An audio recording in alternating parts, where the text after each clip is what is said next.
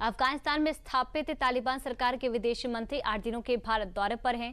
पाकिस्तान ने पूरी कोशिश की थी कि अफगानिस्तान के विदेश मंत्री भारत ना पहुंच सके। उसके लिए उसने संयुक्त राष्ट्र तक का दरवाजा तक खटखटाया, मगर उसे कामयाबी हासिल नहीं हुई। अब आखिर ये दौरा भारत के लिए क्यों खास है, इसको आपको विस्तार से बताएंगे और साथ ही बिहार में सीट बंटवारे को लेकर पक्ष और विपक्ष की गाड़ी कहां तक पहुंची है ये भी दिखाएंगे।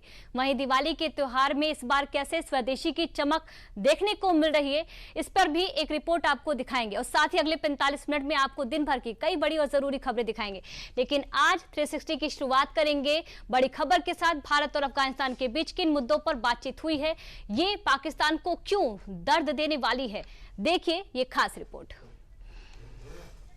is fully committed to the sovereignty, territorial integrity and independence of Afghanistan. Closer cooperation between us contributes to your national development as well as regional stability and resilience. To enhance that, I am pleased to announce today the upgrading of India's technical mission in Kabul to the status of Embassy of India. जिस तालिबान को पाकिस्तान ने अपना मोहरा समझ रखा था, आज वही तालिबान भारत के दरबार में दोस्ती के रास्ते तलाश रहा है। स्क्रीन पर ये तस्वीरें पाकिस्तान के लिए किसी बड़े झटके से कम नहीं हैं। जिस तालिबान को इस्लामाबाद अपनी कठपुतली समझता था, अब वही तालिबान भारत के साथ दोस्ती की टेबल पर बैठ चुका है। शुक्रवार को दिल्ली में धूप में वो तस्वीर खींची गई जिसने इस्लामाबाद के सपनों को राख में बदल दिया है। दरअसल गुरुवार को अफगानिस्तान के विदेश मंत्री अमीर खान मुताकी अपने 8 दिवसीय भारत दौरे पर हैं। विदेश मंत्री अमीर खान मुताकी की ये भारत यात्रा सिर्फ एक दौरा ही नहीं बल्कि वो इबारत मानी जा रही है जो शांति और आपसी साझेदारी की बात करती है।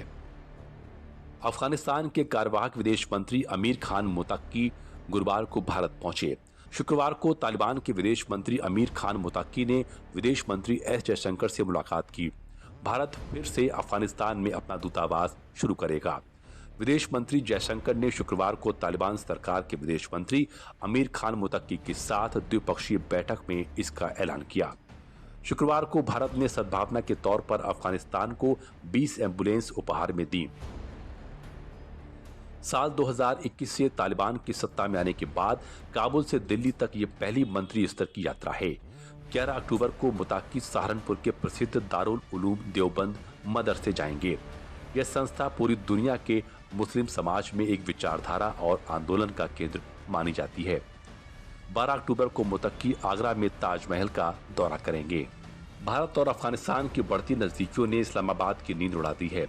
जो मुल्क कभी खुद तालिबान को पनाह देता था, आज उसी तालिबान के दौर में अकेला पड़ गया है। मुतक्की का भारत आना सिर्फ एक दौरा ही नहीं बल्कि एक संदेश है कि अफगानिस्तान अब अपनी विदेश नीति खुद तय करेगा। Happy today that I'm here in Delhi and this visit will increase or strengthen the understanding between both countries and open a new chapter between these relations. We hope that Afghanistan and India on an official level and in different areas increase their engagements and exchanges. We hope that through talks and dialogue we can increase the level of understanding between us. तालिबानी विदेश मंत्री का ये बयान पाकिस्तान के उन सभी चालों, साजिशों और भारत विरोधी सपनों पर करारा प्रहार माना जा रहा है। काबुल की गलियों से निकल रही ये डिप्लोमेसी की नई हवा अब इस्लामाबाद की नींद उड़ाने वाली है।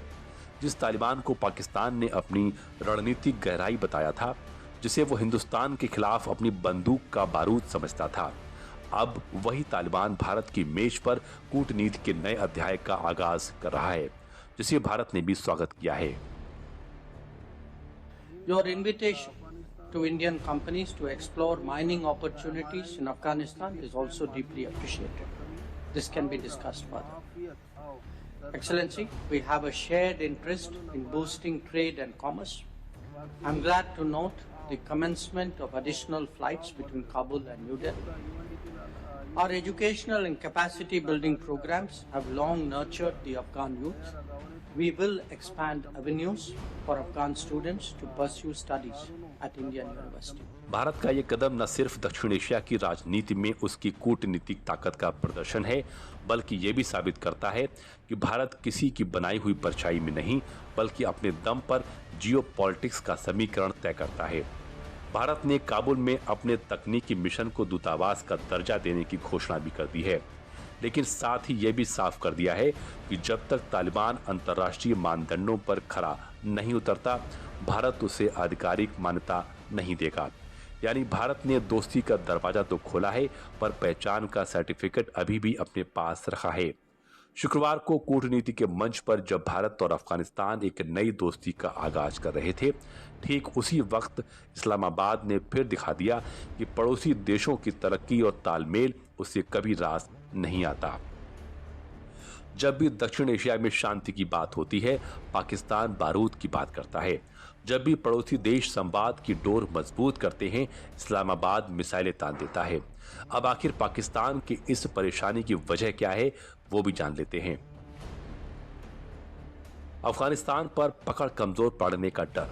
पाकिस्तान दशकों से अफगानिस्तान को अपनी बैकयार्ड डिप्लोमेसी मानता आया है। भारत अफगान निकटता उसके इस दबदबे पर सीधा प्रहार है। कश्मीर नैरेटिव को भी लग सकता है झटका। पाकिस्तान लंबे समय से अफगान तालिबान को भारत विरोधी नैरेटिव के लिए एक टूल की तरह देखता रहा है, लेकिन मुताकी की भारत यात्रा इस धारणा को तोड़ती नजर आ रही है। काबुल पर की गई ये मिडनाइट स्ट्राइक सिर्फ एक सैन्य कार्रवाई नहीं थी, बल्कि एक संदेश था कि पाकिस्तान अब भी अपनी पुरानी सोच में कैद है। उसे अभी लगता है कि बम और गोलियों से वो कूटनीति के फैसले लिख सकता है, लेकिन शायद वो भूल रहा है नापाक इरादे के अंजाम भी नापाक ही साबित होते हैं। अपने नापाक इरादे के चलते ही पाकिस्तान ने तालिबान पर यूएन के स्टे का दरवाजा खटखटाया था, जिसके चलते तालिबान के मंत्री के दौरे पर रोक लग गई थी। तालिबान के विदेश मंत्री पहले ही भारत आ सकते थे, लेकिन नए शासन बनने के बाद भारत पर यूएन का स्टे लग चुका था, इसलिए ये दौरा यूएन की मंजूरी से तय हुआ है। आखिर ये स्टे क्यों था, इसको भी जान लेते हैं। मुताकी पर सुरक्षा परिषद ने यात्रा प्रतिबंध लगाया हुआ है। अफगानिस्तान से बाहर यात्रा के लिए यूएनएससी की मंजूरी चाहिए। मंजूरी के बिना कानूनी रूप से किसी देश की यात्रा नहीं कर सकते। मुताकी पर 25 जनवरी 2001 को यूएन सुरक्षा परिषद ने प्रतिबंध लगाया था। तालिबान नेताओं की यात्रा और हथियार बेचने पर प्रतिबंध लगा है। यूएनएससी ने 9 से 16 अक्टूबर 2025 तक भारत यात्रा के लिए छूट दी है। दिल्ली में मुताकी और डॉक्टर एस जयशंकर के बीच हुई इस द्विपक्षीय बैठक में जब भारत ने अपने तकनीकी मिशन को दूतावास का दर्जा देने का ऐलान किया, तभी से पाकिस्तान के पसीने छूट गए होंगे, क्योंकि जिस अफगानिस्तान को वो अपनी स्ट्रेटेजिक डेप्थ मानता था, वो अब हिंदुस्तान का कूटनीतिक डेप्थ बनता जा रहा है। भारत की ये पहल न सिर्फ अफगानिस्तान में स्थिरता का संदेश देती है, बल्कि यह भी दिखाती है कि भारत अब दक्षिण एशिया का असली पावर सेंटर बन चुका है। साल 2021 तालिबान का अफगानिस्तान में सरकार आने के बाद भारत ने अपना दूतावास बंद कर दिया था। तब से भारत और अफगानिस्तान दोनों देशों के बीच कोई औपचारिक रिश्ता नहीं रहा। भारत ने अफगानिस्तान की तालिबान सरकार को ऑफिशियल मान्यता भी नहीं दी है। हालांकि भारत लंबे वक्त से अफगानिस्तान के साथ बैकडोर डिप्लोमेसी करता रहा है। करीब 5 साल बाद तालिबान विदेश मंत्री अमीर खान मुतक्की भारत के दौरे पर हैं। इस मुलाकात से dry fruit export, Chabahar route, regional security और आतंकवाद जैसे मुद्दों पर बात हो सकती है।